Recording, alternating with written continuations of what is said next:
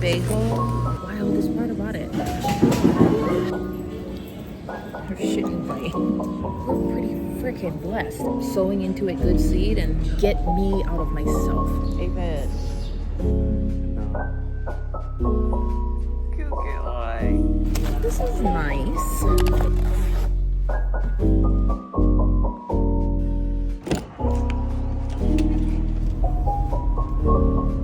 Oh, on YouTube. We've got a lot to catch up on. I know. We're gonna get these nails done. We're gonna get them off, and we're just gonna do a simple manicure with the gel polish. But we'll catch up. Let's go get our nails done. This is my spot. She said, "Come sign in and sit table 3." Little operating station.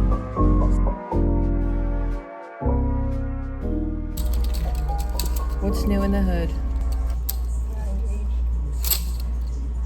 Congrats! Oh my god, just see. Wow. It's been a while.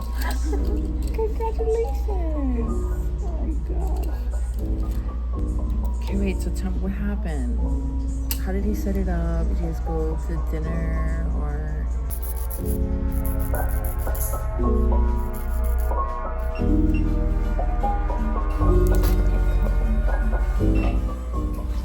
She said I can show her the next time, not this time. That's fine? No? Alright, girl. See ya. Okay, I am Hololiloa, so we need to go get mai. And then we gotta sit down so I can yap.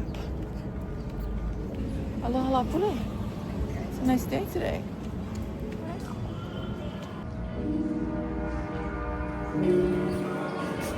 So clean. Rubber.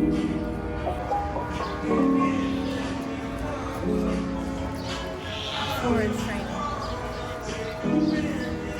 Coffee bean. That looks good. Hello, aloha. A salmon bagel. Oh my god. Okay, I might have to get that. Crap. Can I get you an 8 food drink? Couple. Couple. Couple.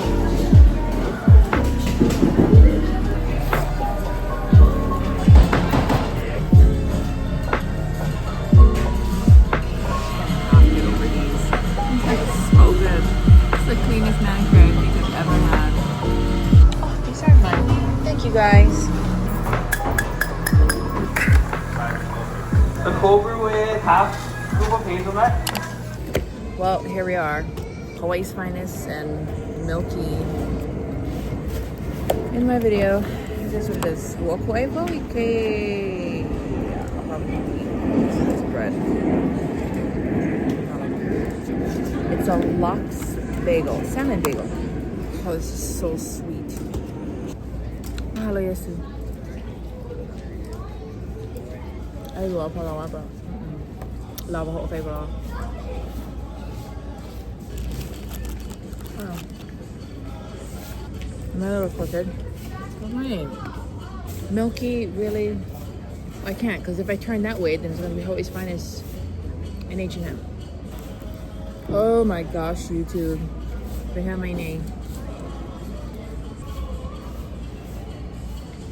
I've been walking around here for like 5-10 minutes and I already saw someone I knew. Hope all is well. I'm hoping you guys can deal with the crookedness of this because and the brand names in the background. Oh, perfect. La Pule. I think now it's like after 11 o'clock, so we're well into the Awina Law afternoon, morning. Oh my gosh, you guys. I don't know how much, I was gonna say I don't know how much I can share, and I'm sorry if I keep looking over here because that's where my face is, and I'm just making sure that I'm in frame and that I'm centered. Then you're over there. There you are. I don't know how much I can share that, what am I saying? I have no idea. I'm a fish out of water when it comes to YouTube. There's been a couple pretty tragic stuff that's happened on TikTok, particularly with one makuahine that I don't follow, but that I think a lot of other makuahine who are trying to make a living off of YouTube do follow. And she just tragically lost her son. The level of attention that takes away from, and I'm not saying that anything to do with giving your attention or giving your time presently is going to change the fact of life happening and tragedy happening to you and to your family, but anything you do, everything we do, it doesn't matter. It won't change the fact that life is going to happen, and it's going to happen to anybody, and it's going to happen to everybody at some point or another. That's why I just Houdini and I leave YouTube so quickly like that, because I see how consistent and I see how well I do on social media. I know I can do it. I just wrestle with the thought of how much of the time do I give to this thing that takes away from the time that I want to put, or that I'd like to put towards things that I'd rather do. But it all is just BS, because I've given my life to this Hawaiian medium education program that kind of has, you know, a generational, traditional type of benefit to it.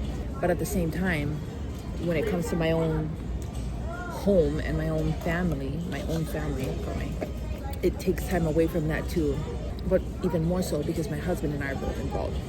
So it's like, no matter what you do, whether you devote your time to social media and you film and you post content, or whether you give it to a generationally beneficial worldwide phenomenon, whatever you give your time to, you're giving your time to something, and it's going to take away from it whether you like it or not. But I would just hope that one would kind of benefit better financially. Let's be honest, okay?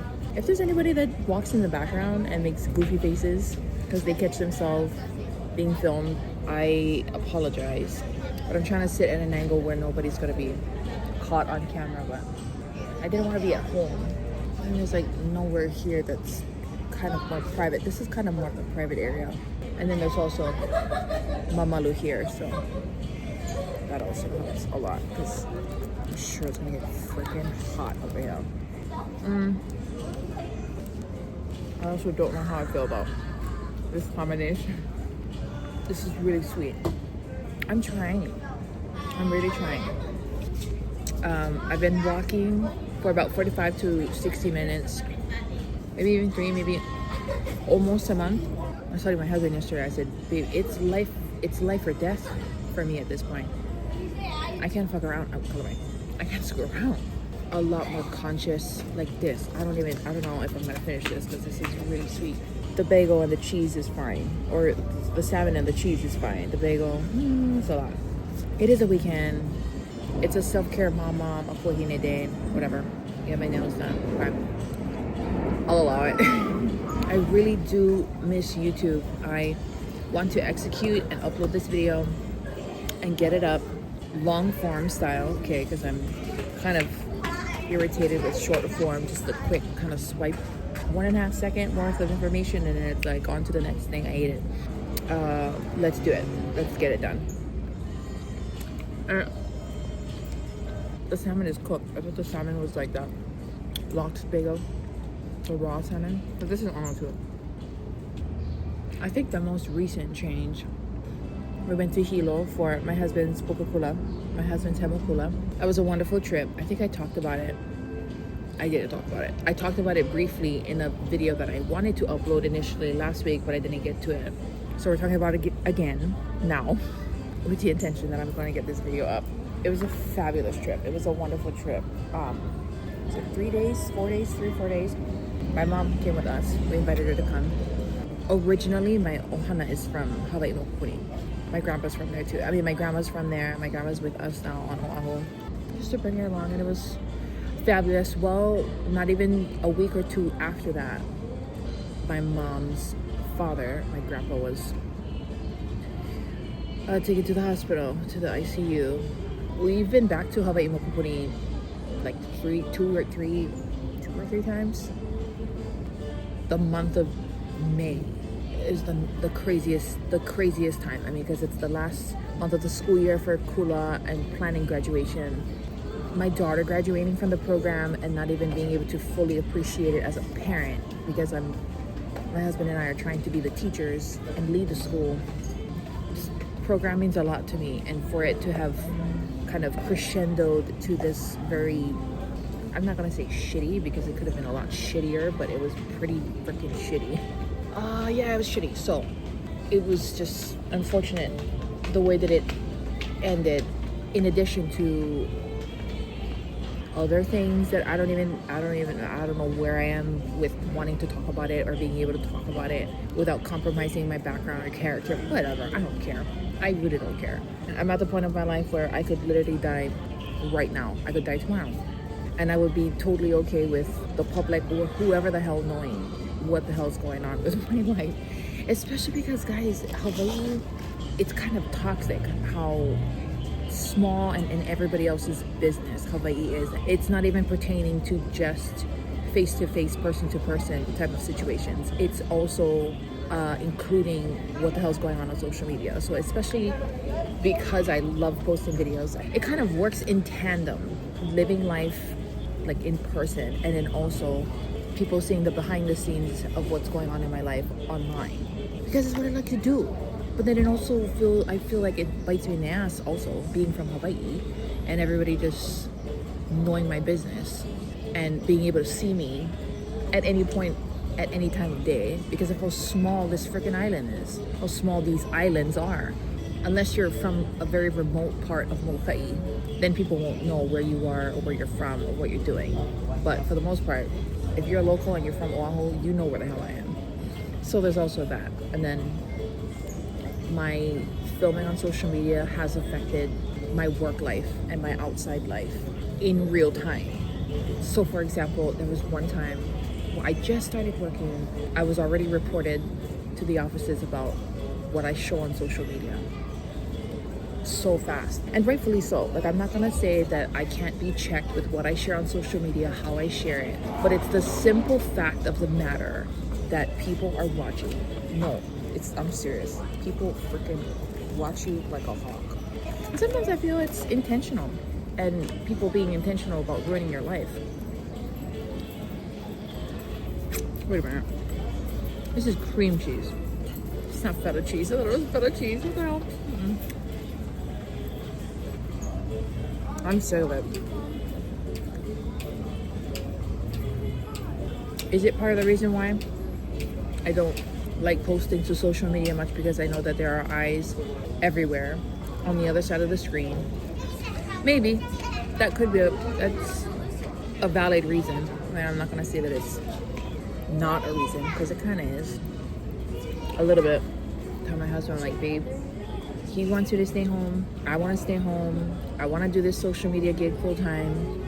It's just so unfortunate because I'm not even doing well on socials. I have 300 subscribers on YouTube. I have barely even 3,000 followers on TikTok. I'm not even anywhere close to making this as a living, but yet there are still people who turn it around and use it to target me in real life. That's the wildest part about it. It's happened to me twice already. When someone's out to ruin you, or when, and I'm not saying that, but years ago, when my husband and I first were engaged, or when we were first married, there was this bot. It wasn't a bot because they texted in pidgin. They couldn't even text properly, and they were texting very defiling things and very mean things, and texted things to me about my husband that maybe they thought I didn't know. They definitely thought that I didn't know. But I knew, and I know a lot more than they thought that I knew, or that I knew. And I showed my husband the text message. It came as a message, kind of that private message DM where you couldn't trace the account back to anybody. It was just random username. It was a black and white photo, that profile photo picture. And that was the last. It was during Christmas 2020, 2021 or something. And we never found out who the person was. We tried reporting it. We didn't take it to the police. All of that to say, we've been a part of cyberbullying. I've been a part of it. I've had my experience with it. Is there a little bit of hesitation to post my life back on social media again because of that? Kind of. Not really. I really could care less.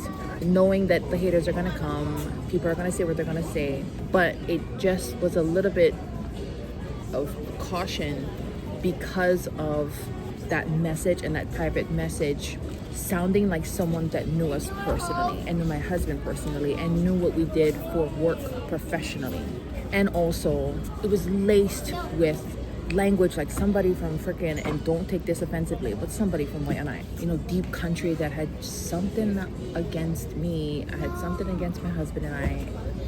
And it was ridiculous. Yeah. Let me take a bite of this before I start yapping even more than I should be.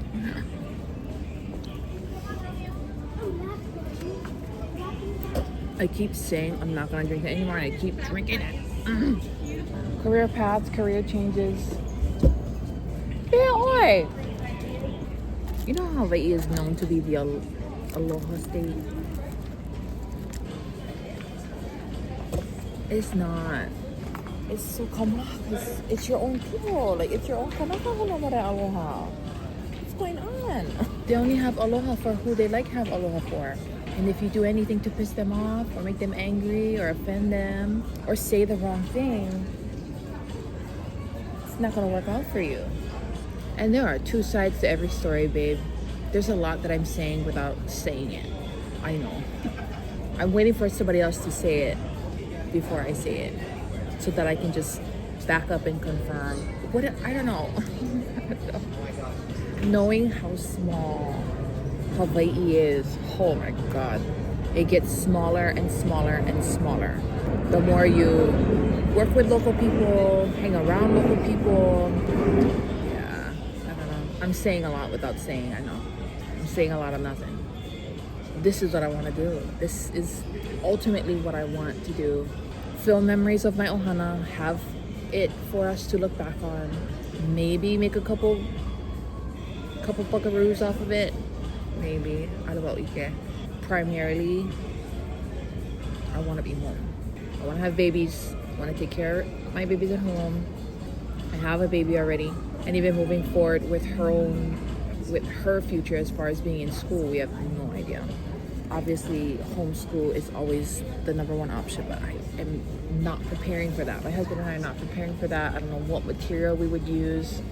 The education part of it and routine, but you know, somewhat similar to a kula, somewhat similar to a school routine at home. Oh my gosh, but yeah, this is what I want to do.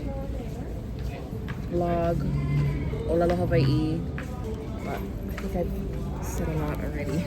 So we went to Hawaii Mokopuni for my husband's hemopula, and then we went back because my papa was unwell. We're going back again because Wohoi o tutu ikapoli o Yehovah. And his ho'olava is at the end of July.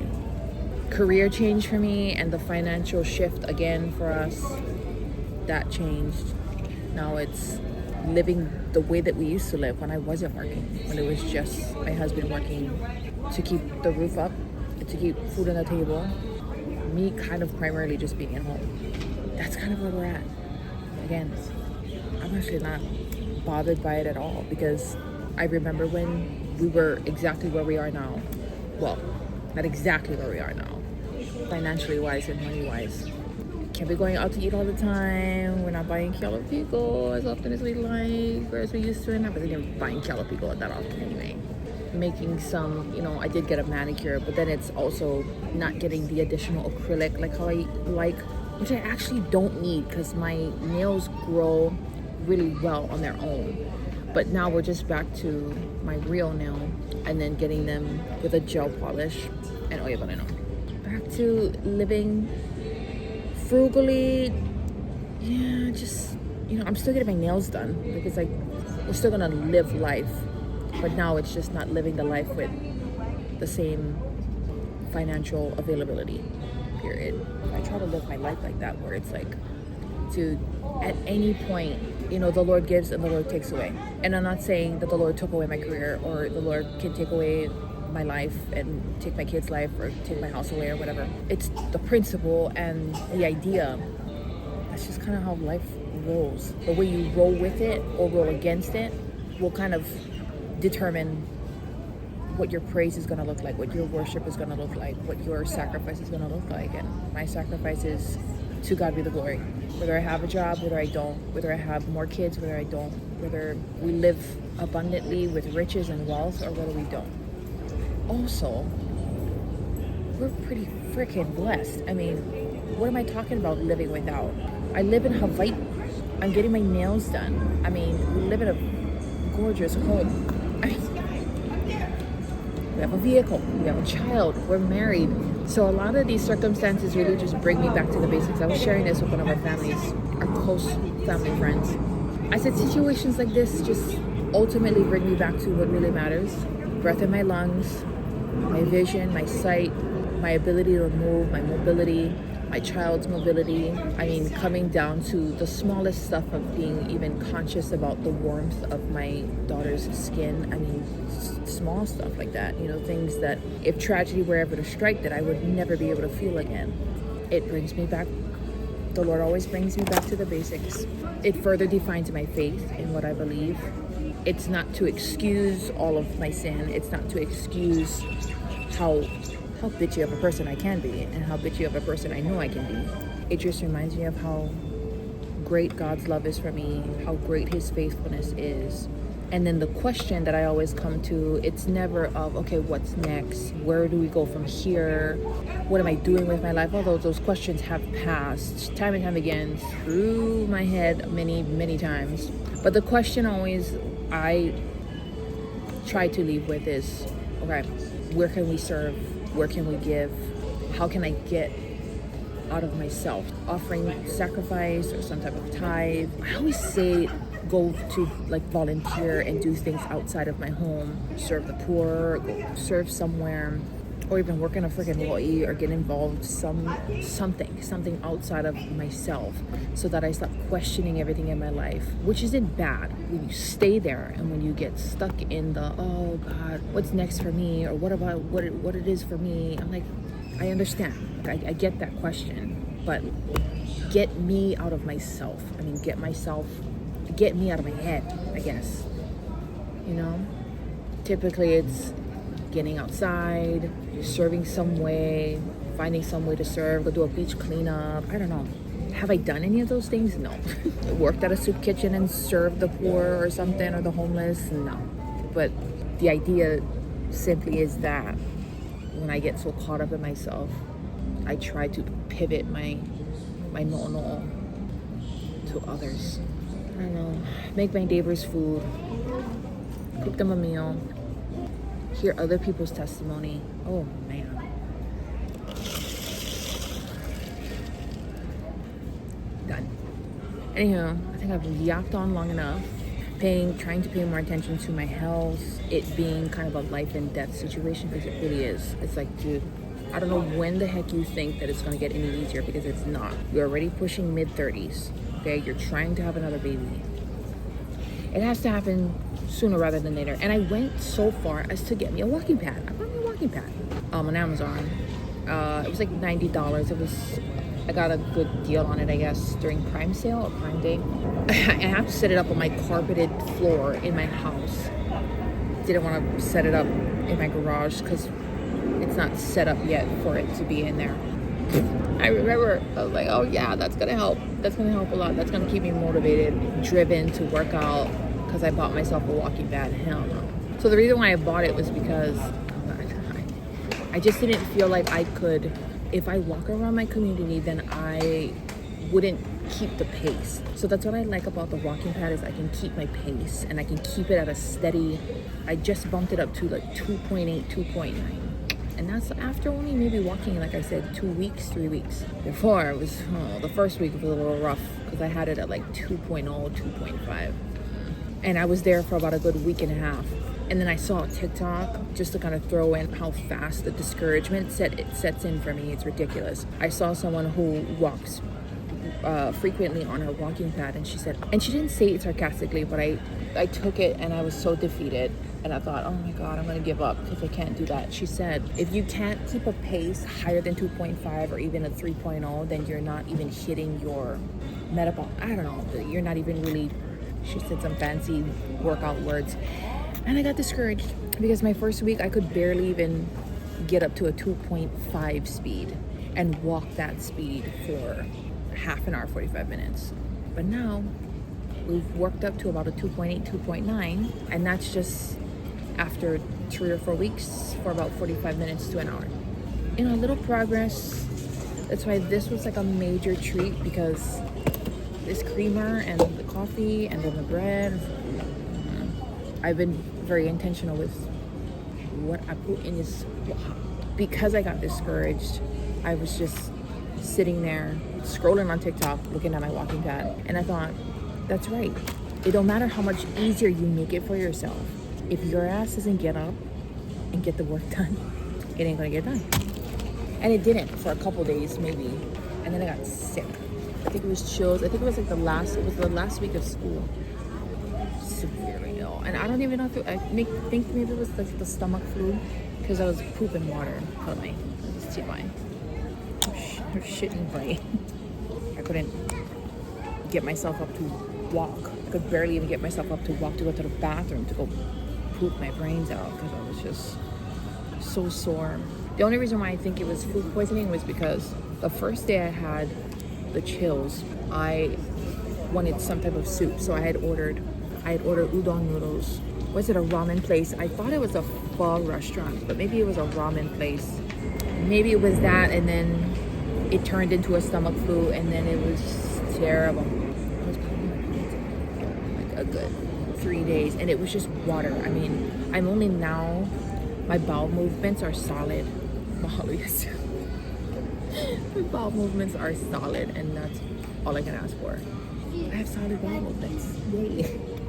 I'm not sure also because I had implemented, so all along that time I was implementing higher proteins, some studying what the heck a fiber is and what good carbs are. Had found that flax seeds are really good for hormonal health for vagina. And I don't know if how much I was ingesting kind of contributed to the whole stomach thing, whatever I had. I think it said you start maybe 1 tablespoon, and maybe the instruction was 1 tablespoon a week. Well, I was going like 1 tablespoon a day for about 4 or 5 days, 3 or 4 days. I put it in ham and sprouts, cheese, tortilla wrap. I put it on my broccoli when we ate it for dinner. They were different days. They weren't on the same day. I had ingested too much too quick, because before that I was just, flax seeds had nothing to do with anything in my life at that point. So maybe I just went too fast. So that was that. We overcame that. Mahalo Yesu. Thank you, Jesus. We picked back up with the walking again, because I love that feeling, and that's what kind of hooks me in every time when I start with ho'i kakakino, is the endorphins or the need for speed. The encouragement and the motivation that comes with sweating and getting your heart pumping and movement. I love the feeling. I hate getting off my ass and doing it. I hate it. One quote that's kind of been carrying me is stick to the plan, not to your mood. I don't know where I saw it. I think the Lord's been using it a lot to pivot me back to sticking to the plan, even if it's a really crappy 20%, 15% energy workout video on YouTube, which we kind of did yesterday. And then it was 12 minutes, and then halfway into it I was kind of picking up my pace, and I was really putting a little bit more effort in, as opposed to the first 2 or 3 minutes. I was like, my back was hunched for the good first 5 minutes. And then the music started to kick in, and then even with the small movements that I was making, the small lazy movements I was making, I was getting into it. I was like, okay. And then I felt a couple sweat drops trickling down my forehead, and I said, okay. And then we picked up the pace, and we finished the video. 12 minutes, but it was good. Being intentional about not sitting on our ass right after we eat dinner, but some type of movement video, some type of ho'i kakakino, whether it's taking a family walk in the evening. I found this 1,000 step after dinner workout where it's just simple steps right in the comfort of your living room. This now is life or death for me, and I can't mess around with it anymore. So I don't have so much guilt when it comes to stuff like this because I know that I'm not drinking this. I'm not drinking the rest of this. It's all right. I noticed though how it really is true. It really is true. I mean, you feed your kino good stuff and it craves good stuff. I was craving ground beef, sweet potato, and cottage cheese yesterday. What? Who craves that? No, we just keep sowing into it good seed, and prayerfully it'll continue to crave that and feed the kino whole, healthy, good ingredients. It makes a world of a difference. It really does. We better wrap it up here because I've been yapping way too long. I miss my bebe and my kane, so I don't know where to end this video. We can't end it at home with everybody since you folks haven't seen him in a while either, so shall we? Wow. This is nice. Oh, there's a trash can right there. I gotta put my phone stand away. Here. This is the phone stand I had you on. See? I bought it from home.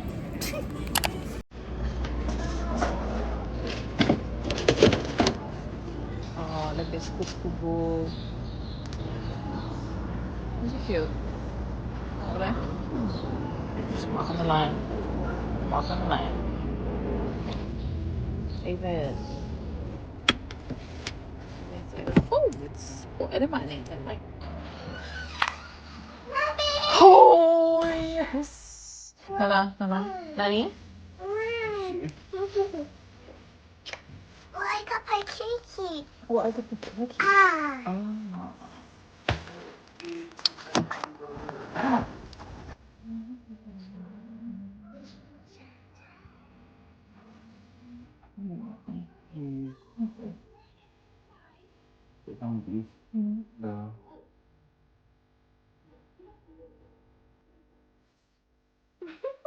Cute boy.